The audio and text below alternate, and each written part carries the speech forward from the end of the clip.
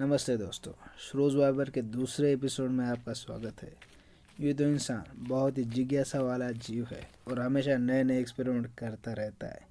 आज का वीडियो एक ऐसे ही एक्सपेरिमेंट के ऊपर है जो इतिहास का सबसे खतरनाक एक्सपेरिमेंट माना जाता है। कहानी शुरू होती है 1940 से, जब पूरी दुनिया सेकंड वर्ल्ड वॉर से गुजर रही थी। हर एक आदमी, हर एक इंसान इससे बहुत ही जूझ रहा था।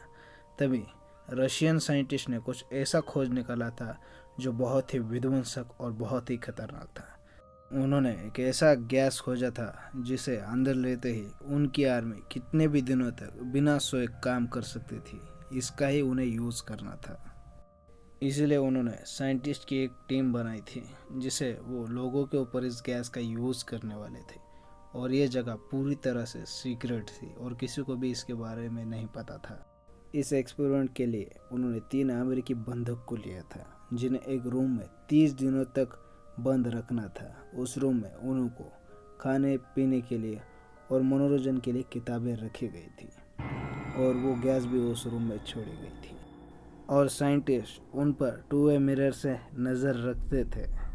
3 दिन तक वो सभी प्रिजनर्स बहुत ही अच्छी तरह से एक दूसरे को बोलने लगे, घुल मिल चुके थे, किताबें पढ़ते थे। जी हाँ दोस्तों, उनमें से 2 लोगों को किताबों का बहुत ही शौक था।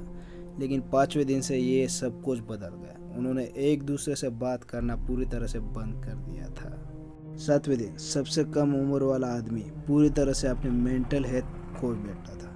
वो सोने की बहुत कोशिश करता था लेकिन वो सो नहीं पाया था। इसके वजह से वो तकरीबन 12 घंटे तक नॉन स्टॉप चीखता रहा। वो इतना चीखा कि उसका वोकल कॉर्ड ही पूरी तरह से फट गया।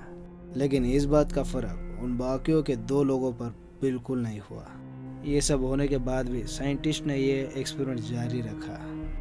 11वें दिन उनमें से एक उठा और उसने किताबों के इतने सारे पन्ने फाड़े और जो 2-वे मिरर था उस पर वो चिपकाने लगा। उसने इतने कागज़ के पन्ने चिपकाए कि बाहर से ना अंदर देखा जा सकता था और ना ही अंदर से बाहर। 4 दिन तक साइंटिस्ट रुक चुके थे। उसके बाद उन्होंने माइक में यह अनाउंस कर दिया कि वो अंदर आने वाले हैं। कोई भी दरवाजे के पास हो तो वो दूर जाके लेट जाए। और अंदर छोड़ने वाली एक्सपेरिमेंटल गैस को भी बंद किया गया। जब दरवाज़ा खोला गया तो फर्श पे खून ही खून था। जी हाँ दोस्तों, और उन्हें दिया वाला खाना भी उन्होंने नहीं खाया था और उन सब के हाथ खून से लथपथ पाए गए थे। जब साइंटिस्ट ने प्रिजनर्स को देखा तो उनके ऊपर एक शैतान हावी था। जी हाँ दोस्तों, उन्होंने साइंटिस्ट के ऊपर ही धावा बोल दिया। उन्होंने साइंटिस्ट के ऊपर अटैक करना शुरू कर दिया। बड़ी मशक्क़त के बाद उन्हें गार्ड के द्वारा पकड़ लिया गया और बाहर निकाल दिया गया। उसके बाद उन 3 ही कैदियों को हॉस्पिटल ले जाया गया। जी हाँ दोस्तों, तो डॉक्टरों के लिए चौंकाने वाली बात यह थी कि एक साधारण आदमी को जितना स्लीपिंग इंजेक्शन दिया जाता है उसके 8 गुना देने के बाद भी वो सो नहीं रहे थे। उनमें से एक जिसका वोकल कॉर्ड फूट चुका था उसकी इलाज के दौरान ही मौत हो गई और दूसरे कैदी की मौत ब्लडिंग की वजह से हुई। जी हाँ दोस्तों, उसका इतना खून बहाया कि उसकी मौत वहीं पे हो गई। तीनों कैदी में से बचा सिर्फ एक। जी हाँ दोस्तों, जिसको उनके कमांडर के चलते फिर से एक्सपेरिमेंट में डाला गया। उसे फिर से वही रूम में डाला गया और वो गैस भी छोड़ी गई। लेकिन इस बार एक्सपेरिमेंट के नाम पर वो अकेला ही रूम में था और उसने वही चीज़ें शुरुआत की जो वो पहले करता था। जी हाँ दोस्तों, वो रात भर चिल्लाता रहा। वो अकेला रहता था और उसने अपने हाथ पैर को खाने की भी शुरुआत की और उसके ऊपर पूरी तरह मानो एक हैवान घुस गया था। और यही बात देखते हुए वो साइंटिस्ट जो उसके ऊपर नज़र रख रहा था वो अंदर चला गया और उसने उसे पूछा कि तुम्हें क्या चाहिए।